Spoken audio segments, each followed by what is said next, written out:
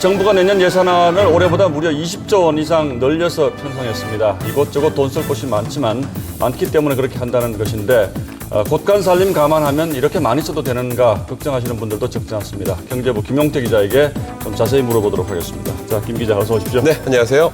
자, 슈퍼 예산이라는 말이 나오죠.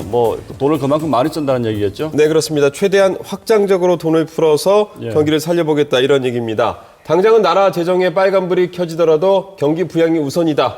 이런 뜻이 되겠죠. 그리고 정부가 그렇게 강한 의지를 갖고 있다는 걸 보여줘서 시장과 기업들에게 어떤 시그널을 주겠다. 이런 의미도 담겨 있는 것 같습니다.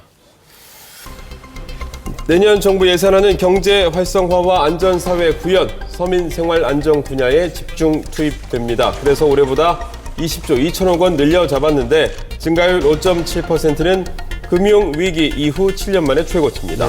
당초 축소하려고 했던 사회 간접자본 SOC 예산도 3% 늘리면서 경기 부양 의지를 강조했습니다. 세월호 사고 이후에 안전에 대한 관심이 높아지면서 안전 예산도 18% 가까이 늘렸습니다. 안전 예산엔 소방 장비 확충이나 학교 앞에 CCTV 설치를 확대하는 문제 등이 포함되어 있습니다. 네. 예산안을 좀 항목별로 살펴봤더니 이제 복지 예산이 크게 늘었다. 전체 예산의 30% 이상 됐다. 이제 좀 특징적으로 보이더군요. 네. 어떤 의미가 담겨 있습니까? 사실 복지 예산은 매년 느는 거죠. 한 번 줬던 혜택을 뺏을 수가 없고 또 새로운 사업이 매년 추가되기 때문입니다. 내년 보건복지노동 예산은 115조 5천억 원으로 8.5% 증가하면서 전체 예산에서의 비중이 처음으로 30%를 넘어섰습니다. 일자리 지원 같은 사업이 경기 부양 효과로 이어지기를 기대하고 있는 겁니다만 복지 예산은 재투자로 이어지기보다는 받아서 그때그때 쓰는 소모성 경비여서 부양 효과에는 한계가 있다는 지적도 나오고 있습니다. 어쨌든 그래도 복지 예산 늘어나면 받는 국민 입장에서 나쁠 거 하나도 없는데 문제는 나라 살림도 걱정이 됩니다. 이게 감당이 되나요? 네, 걱정하는 분들이 꽤 많습니다. 가계로 치자면 월급은 쥐꼬리만큼 느는데 소비는 확 늘린 셈이죠. 걱정하시는 분들이 많습니다. 씀씀이가 커지면서 내년 재정 적자가 33조 원, 국가 채무는 570조 원에 달하고 있습니다. 사상 최대를 기록할 것으로 예상됩니다. 더구나 이 빚이 앞으로도 계속 늘 거란 전망이 나오면서 재정 건전성 우려가 커지고 있습니다.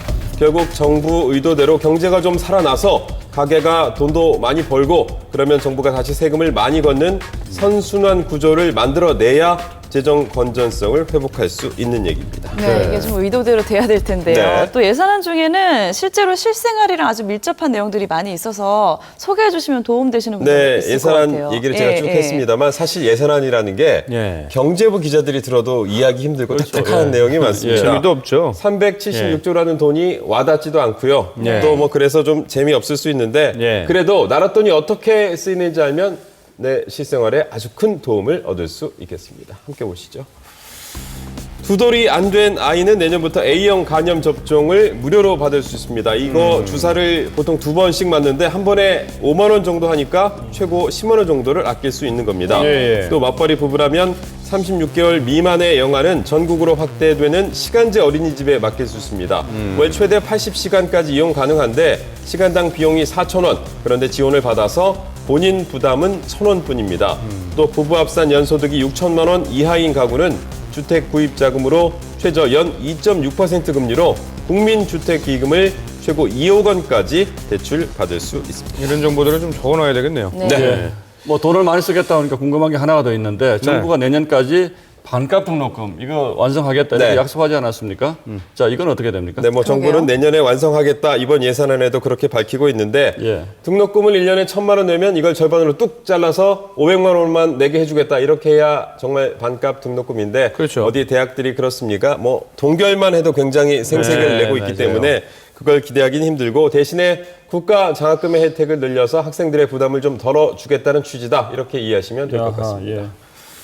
예를 들어서 대학에 재학 중인데 B학점 이상 받으면 가계의 연소득이 3천만 원에서 4천만 원 정도 됐을 때 장학금을 받을 수 있는데 올해는 247만 원, 내년엔 337만 원까지 껑충 뜁니다. 소득 수준별로 장학금 차이가 큰 만큼 잘 따져보시는 게 좋겠습니다. 만약에 대학에 가지 않고 고등학교를 졸업하고 유망 중소기업에 취업하고 또 장기 근속하면 1년에 100만 원씩 회장 3년간 장려금을 받습니다. 예. 군인 월급도 15% 인상됩니다. 그래요? 이등병은 올해 11만 2천 원에서 내년엔 12만 9천 원으로 오릅니다. 오, 많이 받네요. 병사 월급 인상분을 좀 보면 한번더 병장은 14만 9천 원에서 예. 17만 1천 원으로 오릅니다. 예. 그래서 젊은이들은 뭐 이것도 좀 적다 이렇게 느낄지 그래요? 모르겠지만 예. 그래서 제가 오른 게 어디예요? 병장일 때는 예. 한 1, 2만 원 했던 것 같은데 굉장히 많이 올랐죠. 만 원대였죠. 예. 많이 올랐네요. 네. 예, 뭐 하여튼 뭐 돈 이것저것 많이 지출한다 그러니까 반갑긴 한데 내년에 1인당 세금 얼마씩 내야 되는지 아세요? 유경래 씨는?